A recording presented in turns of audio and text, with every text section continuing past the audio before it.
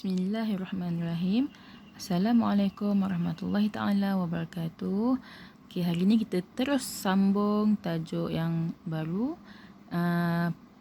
yakni penentuan khalifah pertama selepas Nabi Muhammad sallallahu alaihi wasallam telah meninggal dunia.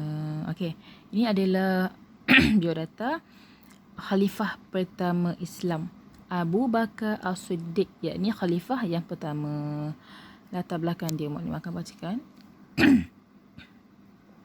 Nama diberi Abdullah bin Abi Quhafah Uthman bin Umar bin Ra'.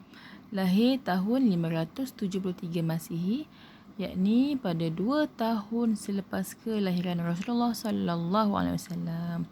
Beliau meninggal dunia pada tahun 636 Masihi.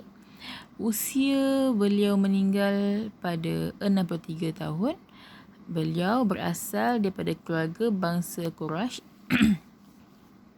Gelaran beliau diberi As-Siddiq, iaitu sentiasa yakin dan membenarkan perkhabaran yang diucapkan oleh Rasulullah sallallahu alaihi wasallam. Contohnya, mempercayai peristiwa Isra' dan Mi'raj. Antara yang percaya adalah dia, orang pertama. Dia mempercayai kisah itu.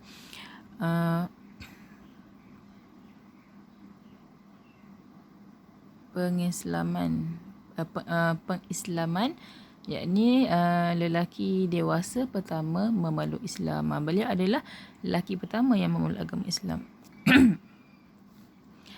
Akhlak atau kepribadian dia. Sebelum Islam tidak pernah menyembah berhala dan minum arak. Waktu dia belum lagi memeluk agama Islam, beliau memang tidak pernah menyembah apa-apa berhala, maknanya seperti tiada Tuhan lah. Dan tidak pernah meminum arak.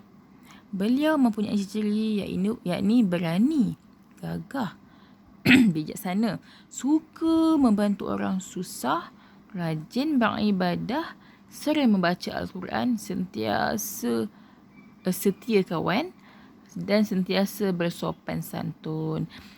Sifat-sifat yang macam ni yang sepatutnya ada dalam diri kita juga. Kita kena sentiasa ada sifat berani, gagah, bijaksana, suka membantu orang susah.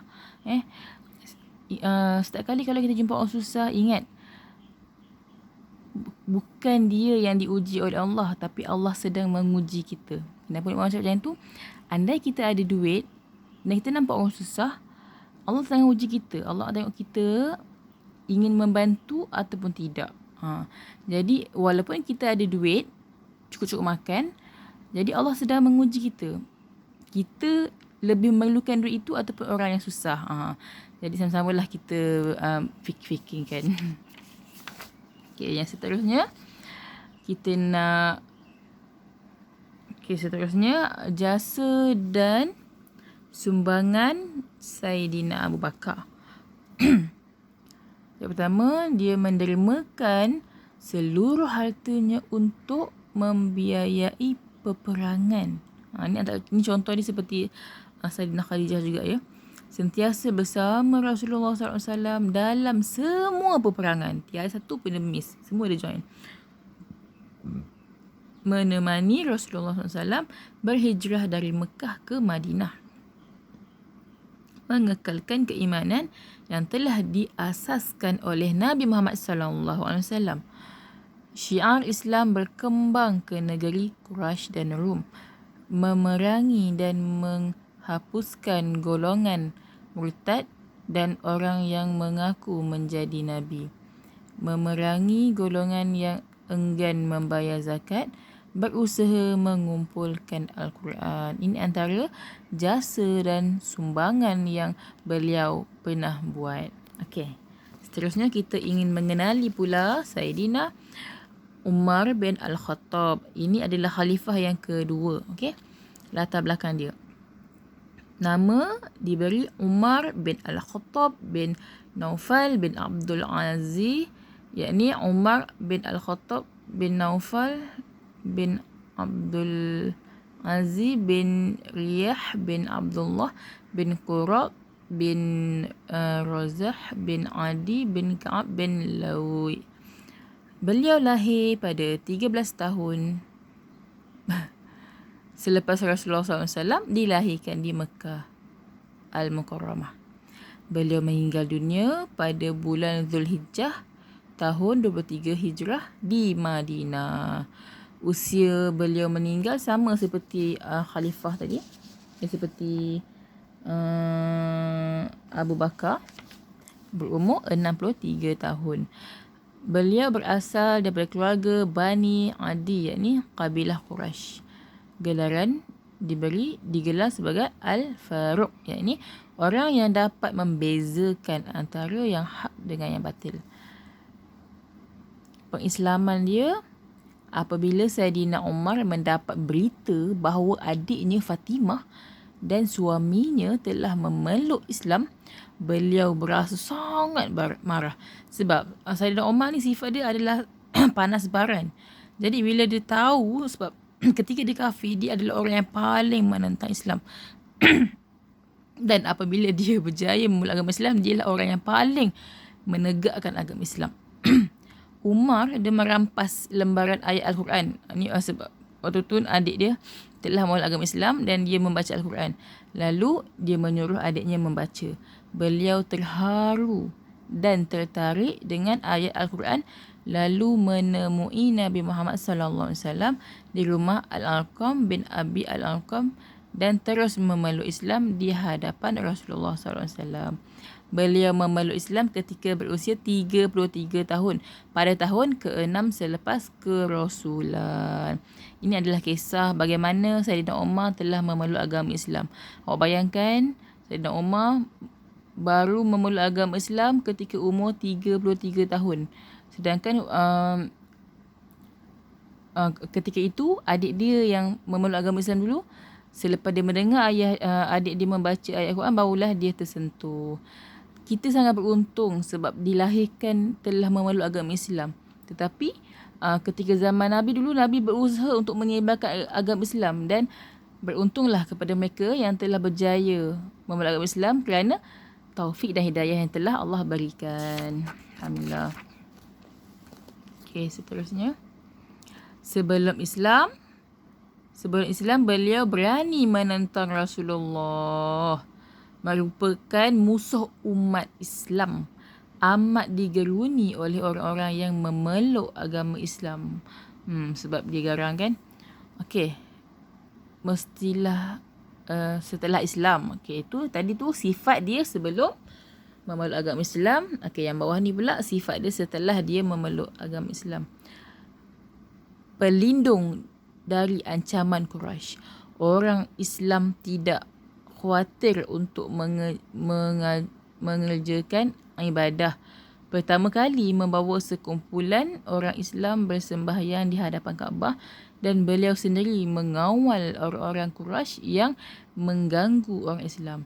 Berhijrah ke Madinah secara terang-terangan dan mencabar sesiapa sahaja yang berani menghalang penghijrahannya.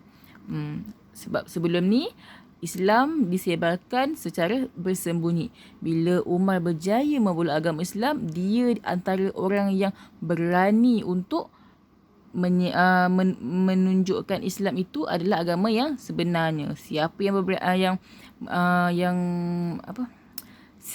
sahaja yang menghalang orang Islam untuk bersembahyang di depan Mekah ataupun melakukan ibadah, memang dia yang akan lawan. Beliau adalah seorang yang bertanggungjawab. Pernah menyebar sebahagian ringgit biasa untuk melihat sendiri keadaan rakyat ni. Pernah menyamar sebagai rakyat biasa untuk melihat sendiri keadaan rakyatnya. Pernah mengangkat gandum dan menganyak untuk diberi kepada orang miskin yang memerlukan. Gigih dan berani mencampurkan diri di peringkat antarabangsa dalam pelbagai bidang untuk menyebarkan Islam di wilayah baru seperti Mesir, Parsi dan Rom, melatih gubernur di wilayah baru dan penyebaran dakwah serta menghantar ulama ke serata tempat. Maknanya ketika dia telah melak agama Islam, dia sangat berani. Apa-apa sahaja peluang yang ada, memang Umar Al-Khattab akan usaha. Yang penting Islam itu sampai dan tersebar luas. Seterusnya, mengemaskini majlis syura dan mengasaskan jabatan-jabatan pentadbiran seperti jabatan cukai dan harta, jabatan persuratan dan jabatan ketenteraan, mengasaskan undang-undang hasbah dan takwim Islam, mengemaskini institusi Baitul Mal,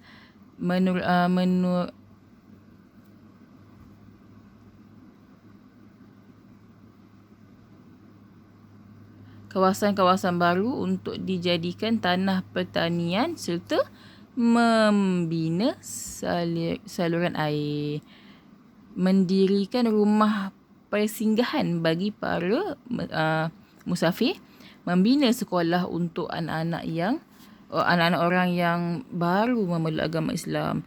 Terlalu banyak yang Saidina Umar telah lakukan. Apa yang ada dalam buku ni, benda ni masih benda ni lah yang kita ikut sampai sekarang. Sebab apa? Apa yang ada jabatan cukai, ada jabatan perseratan, semua yang telah dirancang ketika zaman khalifah sehingga sekarang kita telah ikut apa yang telah dikemas kini. Tapi setiap zaman tu dia ada pembaharuan, jadi mengikut zaman, mengikut peredaran zaman. Okey.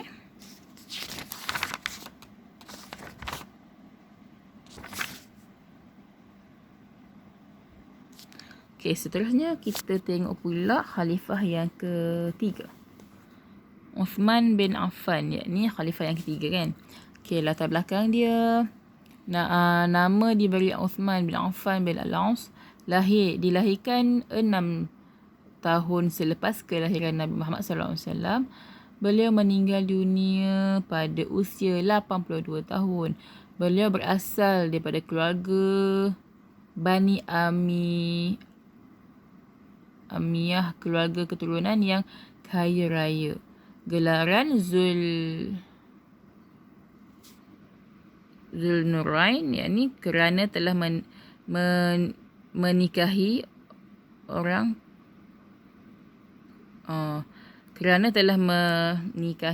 dua orang puteri Nabi. Okey.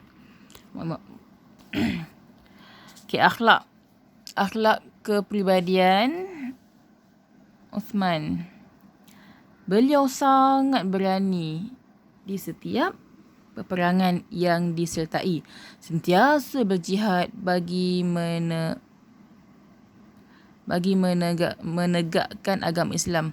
Bersifat lemah lembut, seorang yang tegas, bertawaduk, suka bersedekah pada jalan Allah, suka kepada kebersihan dan kecantikan, bertimbang rasa dan bertanggungjawab. Okey. Sejarah pelantikan sebagai khalifah. Di zaman pemerintahan Saidina Umar Al-Khattab, beliau telah melantik beberapa ahli syura dari kalangan sahabat beliau.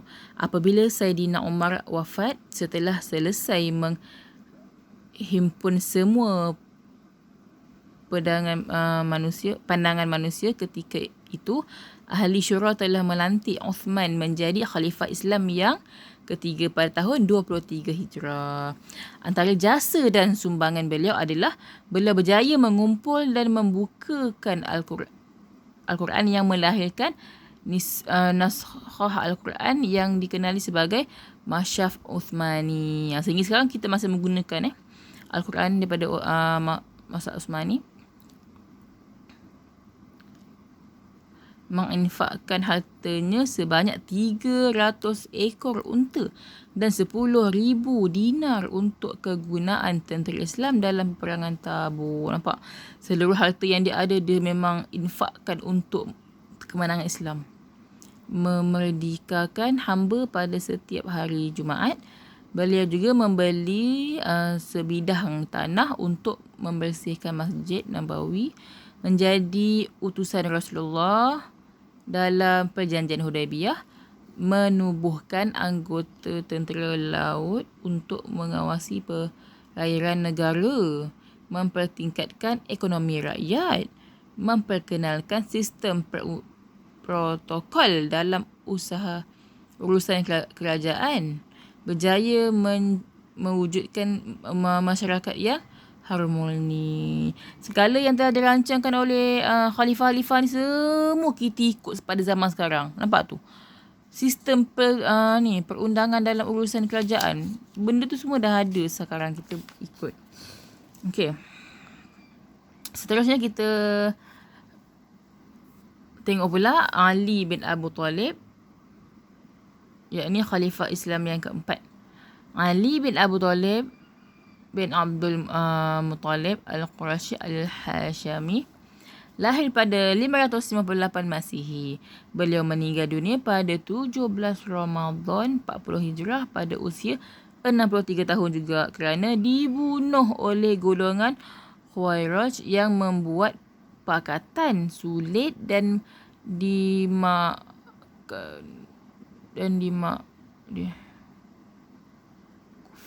gelaran Abu At-Tarib dan Abu Al-Hasan. Okey, akhlak kepribadian beliau tidak pernah sujud kepada berhala, tidak pernah terikut-ikut gelagat para ketika itu, pandai menulis, tegas bermain pedang dan memanah. Beliau sangat sangat hebat ketika di tempat berperang. Sejarah pelantikan sebagai khalifah. Jawatan khalifah keempat selepas pembunuhan Khalifah Uthman mendapat sokongan sebahagian besar sahabat dan kaum muslimin.